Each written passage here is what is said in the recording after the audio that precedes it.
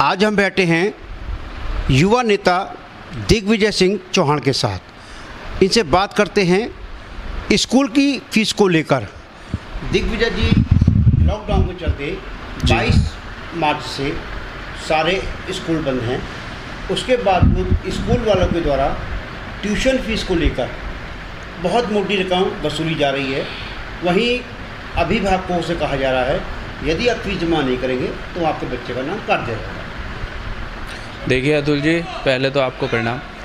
अतुल जी, जो ये फ़ीस का मुद्दा है, ये देखा जाए तो कहीं ना कहीं बहुत ज़्यादा ज़रूरी भी है, क्योंकि हमारे देश में, जैसे आपसे पहले भी हमारी वार्तालाप हुई थी कि युवा शक्ति एजुकेटेड होनी चाहिए, तो अभी इसमें वर्तमान में कांग्रेस द्वारा ये मुहिम चलाई गई है। हमारे छोटे भाई रोहित प्रकाश जो पार्षद हैं, जनता के प्रतिनिधि हैं, उन्होंने अपना कर्तव्य पूरा करा है और वो बुद्ध पार्क में बहुत दिनों से धरने पे बैठे हुए हैं। मगर दुर्भाग्य की बात यह है अभी तक सरकार ने उनका संज्ञान ही नहीं लिया है कुछ। वहीं हमारे युवाओं के प्रेरणा स्रोत सुमित हृदय भैया जो हैं, कांग्रेस के लीडर, वो वहाँ पे जो संभव मदद हो वो कर रहे हैं। खुद बैठे हैं, सरकार से मुद्दे उठा रहे हैं कि एजुकेशन के लिए फ़ीस माफ़ी होनी चाहिए। और जो हमारे क्वारंटाइन जो हैं लोग, सुमित भाई वहाँ पे भी जा रहे हैं, उन लोगों की देख रेख कर रहे हैं। उनके मुद्दे लोग, जनता उनसे बोलती है क्योंकि वो जनता के प्रतिनिधि हैं, उनसे बात करती है, तो वो मुद्दों को उठाते हैं, जो बहुत सराहनीय बात है। अब रही बात हमारी फ़ीस माफ़ी की, तो आप खुद देखिए, रोज़गार है नहीं, रोज़गार ठप है, कहीं रोज़गार मिल नहीं पा रहा है। अब ऐसे में माँ बाप, अभिभावक कैसे कि अब फ़ीस भर पाएंगे? तो सरकार पे बहुत राहत कोष आ रहा है, बजट आ रहा है, सब कुछ आ रहा है, टीवीओं में दिखाया जा रहा है कि हमारी सरकार, वर्तमान सरकार ये कर रही है, वो कर रही है। मगर जो एक नॉर्मल मुद्दा है एजुकेशन का, और बहुत महत्वपूर्ण मुद्दा है, एजुकेशन के मुद्दे में जो अभिभावक फ़ीस ही नहीं भर पा रहा है, तो आपको उसके लिए राहत करनी चाहिए, सरकार को संज्ञान लेना चाहिए। और हमारे सुमित हृदय भैया और रोहित प्रकाश जी द्वारा जो मुहिम चली है बुद्ध पार्क में फ़ीस माफ़ी की, वहाँ जाके संज्ञान लेना चाहिए और इसका हल निकालना चाहिए। और मेरे ख्याल से तो सरकार को, जो मेरी व्यक्तिगत सोच है, जो भी इस कोरोना महामारी के चलते बहुत बड़ा मुद्दा है, एजुकेशन फ़ीस माफ़ कर देनी चाहिए जब तक स्कूल नहीं खुलते हैं। तो इस फीस माफ़ी का तो मुद्दा बात करते हैं। स्कूल वालों ने एक नया तरीका निकाला है फीस माफ़ी लेने का जी, ट्यूशन फीस, वो भी ऑनलाइन। जबकि बच्चा स्कूल जाने के बाद ट्यूशन पढ़ता है तब भी उसको समझ में नहीं आता है, तो ऑनलाइन बच्चा समझेगा कैसे? और अब हज़ारों रुपये फीस की मांग रही है। देखिए, जो शिक्षा है, ये शिक्षा जो हुआ करती थी, ये एक तरीके का ज्ञान लोगों को देना, उन्हें अच्छे मार्ग पे प्रगति कर पाएँ, उनके व्यक्तित्व को सुधार पाएँ। मगर आज की डेट में तो ये धंधा बन चुका है। आप प्राइवेट कॉलेज स्कूलों को छोड़िए, गवर्नमेंट कॉलेज ही हमारे पता नहीं किस तरीके से चल रहे हैं, मुझे तो समझ आता नहीं है। हाँ, मुझे तो समझ आता नहीं है, क्योंकि देखिए अभिभावक, पहले तो वही बात रही ना, रोज़गार है नहीं, रोज़गार आप दे नहीं रहे हैं, व्यापारी वर्ग काम नहीं कर पा रहा है कोरोना वर्ग महामारी के चलते, तो हम एजुकेशन फ़ीस बच्चे कैसे दे पाएंगे? रही ट्यूशन फ़ीस की बात, तो बच्चे नर्सरी से 12th तक बच्चे पढ़ते हैं, फिर कॉलेजेस पढ़ते हैं। अब हर बच्चा इतने कम अपनी ज़िंदगी के 18-19 साल एजुकेशन में बिताता है, तो सरकार का इतना कर्तव्य तो बनता ही है, और निजी प्राइवेट कॉलेजों का इतना कर्तव्य तो बनता है कि 5-6 महीने जब तक ये कोरोना महामारी का वैक्सीनेशन नहीं बनता है, तो कम से कम इतनी रियायत तो करें, फ़ीस माफ़ी की बात करें। वहाँ पे हमारे बुद्ध पार्क में बैठे हुए सुमित भैया जी और रोहित प्रकाश साहब, कांग्रेस परिवार बैठा हुआ है। और कांग्रेस परिवार को तो छोड़िए, जो भी ये चीज़ मुद्दे को, जो मुद्दा समझते हैं, जिन्हें की पीड़ा है, देखिए जो व्यक्ति है ना, जो अभिभावक है, जो पैसा दे रहे हैं, जिनके पास है नहीं रोज़गार, वो पीड़ित है, वो परेशान हैं कि क्या करें, तो वो तो बेचारे मांग कर रहे हैं, मगर सरकार को उनकी मांग सुननी चाहिए। वही बात एक और करते हैं, सरकार के द्वारा अभी शराब जो विक्रेता या माफिया जो भी हैं, उनका करोड़ों रुपया माफ़ कर दिया जाता है, लेकिन शिक्षा जो एक बहुत महत्वपूर्ण चीज़ होती है, उस पर कोई अभियान नहीं। देखिए, यही तो हमारे देश की विडंबना है कि बड़े व्यापारी वर्ग, जो बड़ा व्यापारी वर्ग है, उसके सारे कर्जे माफ़ कर दो, मगर जो एक छोटा व्यापारी है, छोटा व्यापारी भी एक व्यापारी है, वो भी योगदान देता है, तभी बड़े व्यापारी फल फूल पाते हैं। आप शराब के लिए तो सब कुछ कर रहे हैं, शराब की दुकानें खोल दे रहे हैं, आप उनके कर्ज माफ़ कर दे रहे हैं, सब कुछ कर रहे हैं, मगर एक छात्र जिसे आप शिक्षा देंगे तो वो आगे जाके उन्नति करेगा, देश के लिए कुछ करेगा, अच्छा व्यक्तित्व बनेगा, उसकी एजुकेशन पे आप कुछ नहीं कर रहे हैं। तो ये सरकार की विडंबना है, सरकार को इस पर सोचना चाहिए।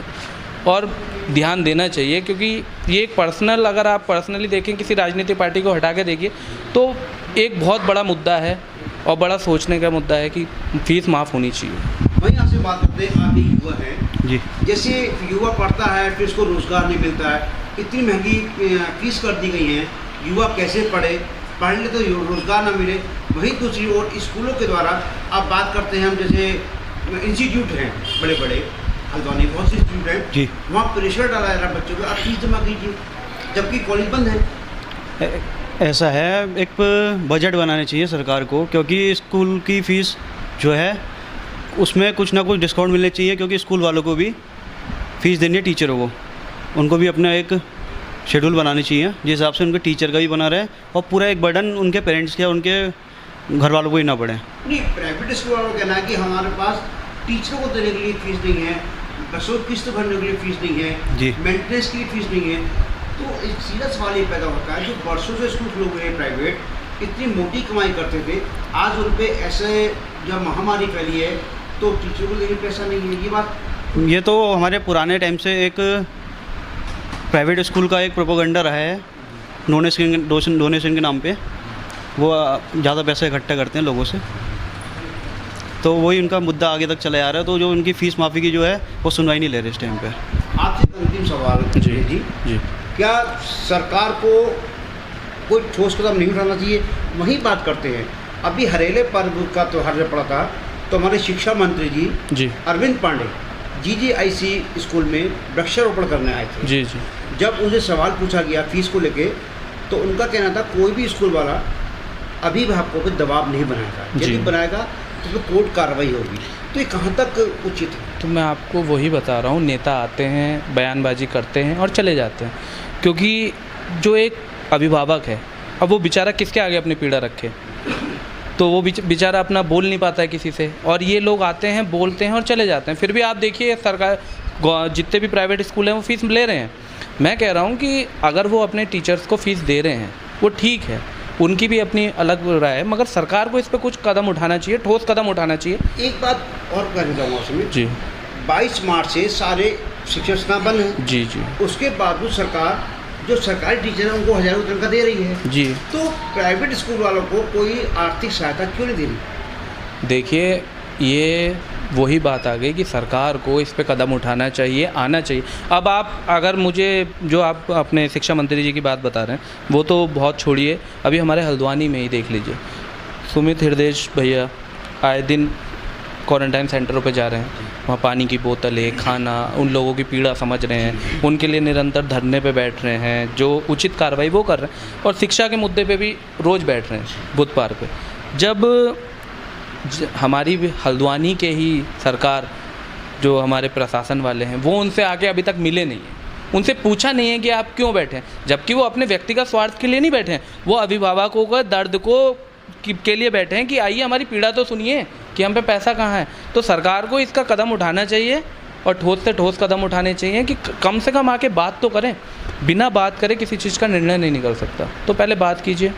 तो ये थे हमारे साथ आज युवा नेता दिग्विजय सिंह चौहान, जिन्होंने स्कूल की फ़ीस को लेके अपनी बात रखी, और हम जहाँ तक सोचते हैं सरकार को इस विषय में ज़रूर चिंता करनी चाहिए, सोचना चाहिए कि 22 मार्च से लगातार लॉकडाउन है, कारोबार है नहीं, नौकरियां है नहीं, फैक्ट्रियाँ निरंतर बंद होती जा रही हैं। ऐसे में अभिभावक कहाँ से बच्चों की फ़ीस भरेगा? मैं रिपोर्टर अतुल अग्रवाल, हल्द्वानी से।